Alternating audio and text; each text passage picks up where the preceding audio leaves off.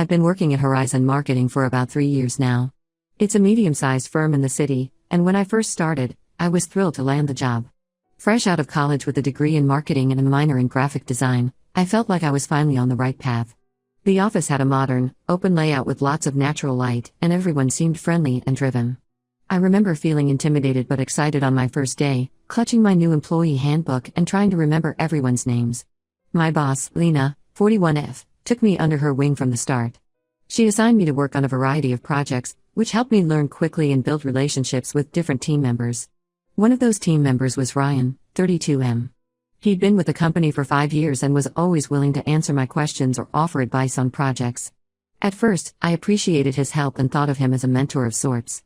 About a year into my time at Horizon, I met Tom, 30M, at a friend's birthday party. He was charming, confident, and seemed genuinely interested in my work and aspirations. We hit it off immediately, and before I knew it, we were dating. The first few months were like a whirlwind, fancy dinners, weekend trips, and long conversations about our future together. I felt like I had it all, a great job and a loving boyfriend. But things with Tom started to change gradually. It began with small comments about my clothes or the time I spent at work. He'd say things like, "Don't you think that skirt is a bit short for the office? Or you're working late again? Who are you trying to impress?" I brushed these off at first, thinking he was just being protective. As time went on, Tom's behavior became more controlling. He'd insist on checking my phone, accusing me of hiding something if I hesitated. He'd get angry if I went out with friends without him, claiming I didn't value our relationship enough. There was one incident that really shook me. I had a work event one evening, and Tom showed up unannounced, claiming he wanted to surprise me. He spent the entire night hovering nearby, glaring at any male coworkers who spoke to me. I was mortified and made excuses to leave early. At work, I tried to keep my personal problems hidden, but I know my performance was suffering. I was constantly on edge, checking my phone to make sure I hadn't missed any messages from Tom, and struggling to focus on my tasks. Lena noticed the change and asked if everything was okay, but I couldn't bring myself to tell her the truth. I was embarrassed and afraid of seeming unprofessional. During this time, I noticed Ryan paying more attention to me. He'd often stop by my desk to chat, bring me coffee when I looked tired, or offer to help with my projects. At first, I appreciated the support, especially since I was feeling so isolated in my relationship with Tom. But as time went on, I began to feel uncomfortable with Ryan's attention. He'd find excuses to touch my arm or shoulder, stand a bit too close when looking at my computer screen, or make comments about how any guy would be lucky to have me. I didn't want to make a big deal out of it, especially since everyone in the office seemed to think Ryan was such a nice guy. The breaking point with Tom came about 6 months ago. We had plans to meet some of my college friends for dinner, but at the last minute, Tom said he didn't feel like going. When I said I was still going to go, he exploded, accusing me of choosing my friends over him and saying I was probably going to flirt with other guys. The argument escalated, and he grabbed my arm hard enough to leave bruises. That was when I knew I had to get out. Ending things with Tom was harder than I expected. He alternated between begging me to give him another chance and threatening to ruin me if I left. I was scared and emotionally drained, but I knew I couldn't stay. I ended up staying with my sister for a couple of weeks until I was sure Tom wouldn't try to come to my apartment. At work, I tried to keep things professional, but I know I was quieter, more withdrawn than usual. Ryan seemed to take this as an opportunity to get closer to me. He'd often ask if I wanted to grab lunch or coffee, saying I looked like I could use a friend. I usually declined, not feeling up to socializing, but his persistence was wearing me down. A few weeks after my breakup, Ryan approached me at the end of a workday and asked if I wanted to go to dinner with him. I was taken aback and told him I wasn't ready to date anyone. He quickly backtracked, saying he just meant as friends and that he was worried about me. Feeling guilty for assuming his intentions, I agreed that we could hang out as friends sometime. Over the next couple of months, Ryan and I did spend more time together, but always in group settings with other coworkers. He was always attentive, offering to drive me home after team outings or bringing me lunch if I was working through my break. Part of me appreciated his kindness, but another part felt uncomfortable with the level of attention. Last month, Ryan asked me out again. This time, he was clear that he meant it as a date. I hesitated, unsure of how to respond. On one hand, I still didn't feel ready for a relationship and wasn't sure I saw Ryan that way. On the other hand, everyone at work seemed to think we'd be great together. Sarah, 29F, who I considered a good friend at work, was always making comments about how cute Ryan and I would be as a couple. Even Lena had mentioned once or twice that Ryan was a good catch and that I should consider giving him a chance. Against my better judgment, I agreed to go on a date with Ryan. We planned to have dinner and then go back to his place to play board games, which we both enjoy. I figured it would be a low-pressure way to see if there was any romantic potential there. The dinner itself was awkward from the start. Ryan spent most of the time talking about how he'd always known we'd end up together and how patient he'd been waiting for me to come to my senses. He made several comments about how he was nothing like Tom and how he would never treat me that way. It made me uncomfortable, but I tried to brush it off as nervous chatter. When we got to his apartment, I was surprised to find his parents there.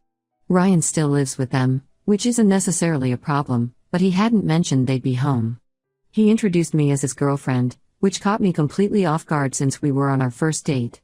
His mom immediately started grilling me about my cooking skills and housekeeping habits. She made comments about how Ryan needed someone to take care of him because he was hopeless at chores. His dad chimed in, asking when I planned to quit my job to start a family. The whole situation felt surreal, and I found myself wishing I had trusted my initial instincts and not agreed to the date. After his parents went to bed, Ryan suggested we play a board game in his room. I agreed, hoping to salvage the evening somehow and thinking that playing a game might ease the tension. But when I came back from using the bathroom, I found Ryan sitting on his bed in just his underwear. He tried to kiss me, and when I pushed him away, he said he thought that's what I wanted since I'd agreed to come to his place. I left immediately, telling Ryan this wasn't going to work out. The next day at work, I tried to act normally, but Ryan kept trying to talk to me about giving us another chance. I firmly told him I wasn't interested in pursuing anything romantic with him. Over the next week, I noticed my coworkers giving me strange looks. Eventually, Sarah told me that Ryan had been telling everyone a different version of events. According to him, he'd been nothing but supportive during my breakup with Tom, and now I was leading him on and playing with his emotions. He painted himself as the nice guy who got rejected for no reason. Yesterday, we had a team happy hour after work. Someone brought up the topic of office relationships, and Ryan seized the opportunity to make a comment about how some people just don't appreciate nice guys. Everyone seemed to agree with him, patting him on the back and giving me disapproving looks. I couldn't take it anymore. I stood up and told everyone the truth about what happened on our date. I described how uncomfortable his parents made me feel and how inappropriate it was for him to be in his underwear when I came out of the bathroom. I ended by saying that Ryan wasn't the nice guy everyone thought he was, and that he needed to stop spreading lies about me. The room fell silent. Some people looked shocked, while others seemed skeptical. Ryan tried to defend himself, but I just grabbed my things and left. Now I don't know what to do. The office atmosphere is tense, and I feel like I'm being painted as the villain in this situation. Some coworkers have reached out to apologize for believing Ryan, but others still seem to think I'm overreacting. I love my job and the work I do, but I don't know if I can continue working in this environment. Should I go to HR? Look for a new job? I'm worried that if I leave, Ryan's version of events will be the one everyone remembers. Any advice would be appreciated. Update 1, it's been about 2 weeks since my last post, and a lot has happened. I want to thank everyone for their advice and support. It really helped me gain perspective on the situation and gave me the courage to take action. The day after I made my post, I decided I couldn't let this situation continue. I spent the evening drafting an email to our HR representative, Lisa, 41F, detailing everything that had happened with Ryan. I included the history of his behavior at work, the uncomfortable date, and his subsequent actions in the office. It was hard to put it all down in writing, but I knew it was necessary. The next morning, I sent the email and requested a meeting with Lisa. She responded quickly, scheduling a meeting for that afternoon. I was nervous all morning, second-guessing my decision and worrying about potential repercussions. But I kept reminding myself that I hadn't done anything wrong and that I deserved to feel safe and respected at work. When I met with Lisa, she was professional and empathetic. She listened carefully as I went through everything, taking notes and asking clarifying questions. I appreciated that she didn't jump to conclusions or try to minimize what had happened. At the end of our meeting, she assured me that the company takes these matters seriously and that they would conduct a thorough investigation. She also mentioned that they might need to speak with other employees who had witnessed any of the incidents I described. Over the next few days, I noticed Ryan being called into multiple meetings with HR and our department head. He started avoiding me completely, which was a relief. Some of my coworkers also seemed to be treating me differently, less coldly and more sympathetically. I overheard snippets of conversations that made me think HR had been interviewing people about the situation. Sarah approached me privately one day, looking upset. She apologized profusely for not believing me initially and for encouraging Ryan's behavior. She admitted that she had been one of the people interviewed by HR and that the process had made her realize how she had contributed to the uncomfortable atmosphere. It was a difficult conversation, but I appreciated her honesty and willingness to acknowledge her mistakes. About a week after my meeting with HR, Lisa called me for a follow-up. She informed me that they had conducted a thorough investigation, including interviews with several employees. Based on their findings, they determined that Ryan had indeed violated company policies regarding harassment and professional conduct. Lisa told me that Ryan had been given a formal warning and would be required to attend sensitivity training. She also mentioned that he had been moved to a different team on another floor to minimize our interactions. I felt a mix of relief and anxiety at this news. While I was glad action had been taken, I was worried about potential backlash from Ryan's friends in the office. To address this concern, Lisa said that the company would be holding a mandatory meeting for all employees to review the harassment policies and emphasize the importance of maintaining a respectful work environment. She assured me that while the specifics of my case wouldn't be discussed, the general issues would be addressed. The all-hands meeting happened yesterday. Our CEO, David, 52M, spoke about the importance of professionalism and respect in the workplace.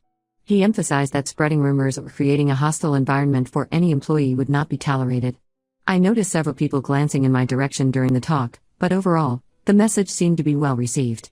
After the meeting, several coworkers approached me to apologize for their earlier behavior. Lena, my boss, pulled me aside and expressed her regret for not noticing the situation earlier and for making those comments about Ryan being a good catch. She assured me that my work had always been valued and that she would do everything she could to make sure I felt comfortable in the office moving forward.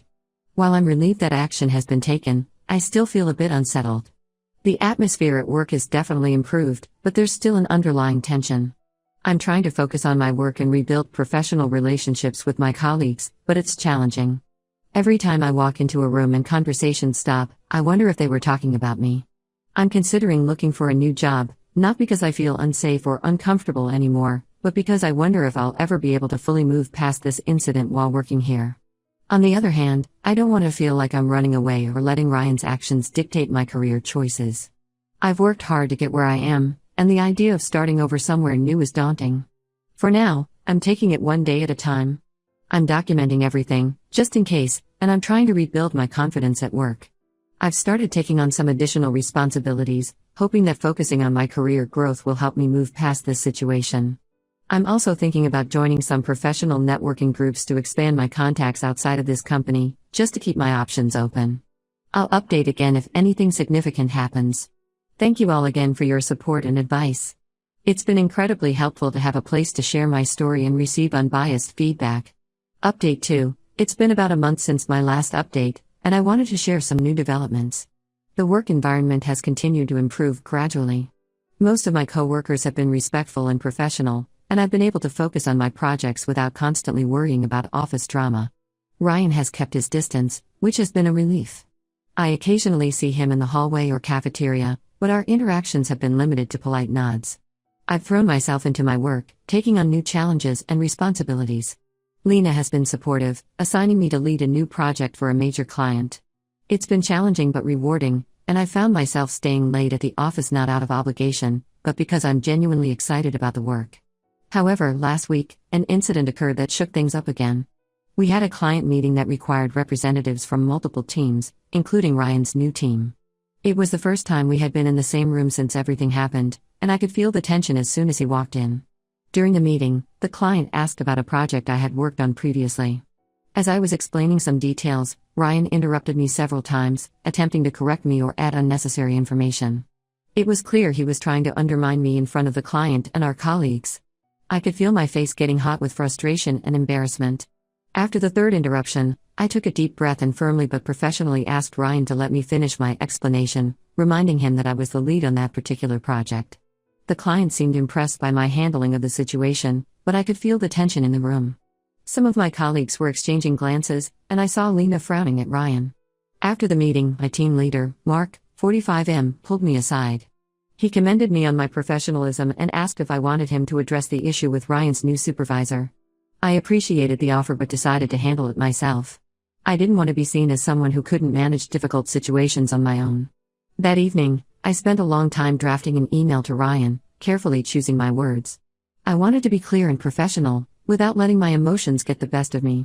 The next morning, I sent the email, copying both our supervisors. I pointed out that his behavior in the client meeting was inappropriate and counterproductive to our company's goals. I suggested that in the future, if he had concerns about information being presented, he should address them privately before or after client meetings. I was anxious all day, checking my email constantly for a response. Finally, late in the afternoon, Ryan replied. His response surprised me. He actually apologized, admitting that he had let his personal feelings interfere with his professional judgment. He promised it wouldn't happen again. While I'm skeptical about his sincerity, I appreciated the apology and the fact that it was now on record with our supervisors. This incident made me realize that while the major issues have been addressed, there might always be some lingering effects from what happened. It's made me more determined to excel in my role and not let these challenges hold me back. On a positive note, I've been taking on more responsibilities at work. My handling of the client meeting situation caught the attention of upper management, and I've been asked to lead a new project. It's exciting and a bit daunting, but I'm looking forward to the opportunity to prove myself. I've also been spending more time with coworkers outside of work, particularly Sarah. Our relationship was strained after everything that happened, but we've been working on rebuilding our friendship. We've had several honest conversations about what happened, and I feel like we're slowly getting back to a place of trust. It's nice to have someone at work I can confide in again. While I'm still keeping my options open and networking, I'm feeling more positive about my future at this company.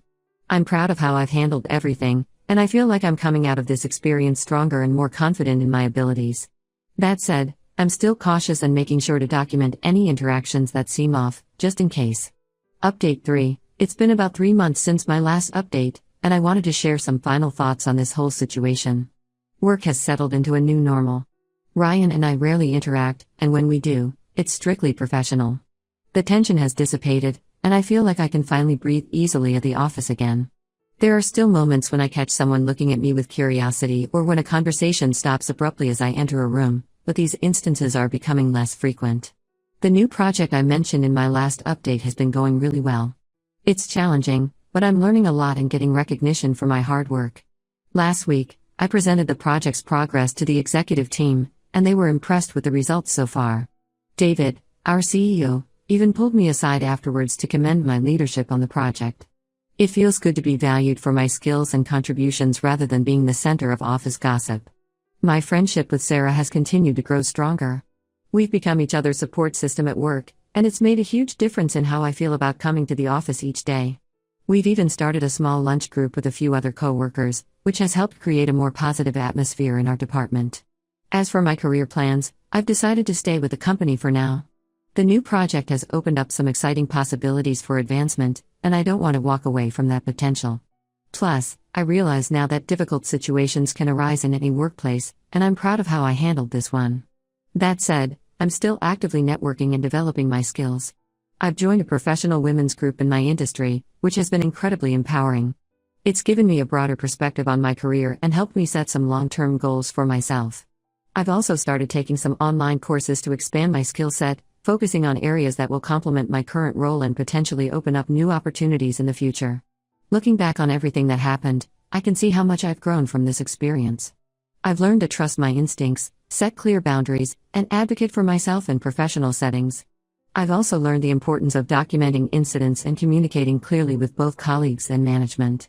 There have been some unexpected positives too. My relationship with Lena has grown stronger through this ordeal. She's become more of a mentor to me, offering guidance not just on work projects but also on navigating office politics and building my career. We have regular check-ins now where we discuss my professional development and goals. I've also noticed a shift in how some of my male coworkers interact with me. There seems to be a new level of respect and professionalism. A few have even approached me for advice on how to ensure they're creating a comfortable work environment for their female colleagues. While I wouldn't wish this experience on anyone, I'm grateful for the lessons it's taught me and the strength I've discovered in myself. To anyone going through a similar situation, my advice would be to stand your ground, seek support both professionally and personally, and don't let anyone else's actions or opinions diminish your worth. Thank you all for your support throughout this journey. It's been incredibly helpful to have a place to share my story and receive advice. I feel like I'm closing this chapter now, ready to focus on my career and the positive relationships I've built. Who knows what the future holds, but I feel prepared to face whatever comes my way.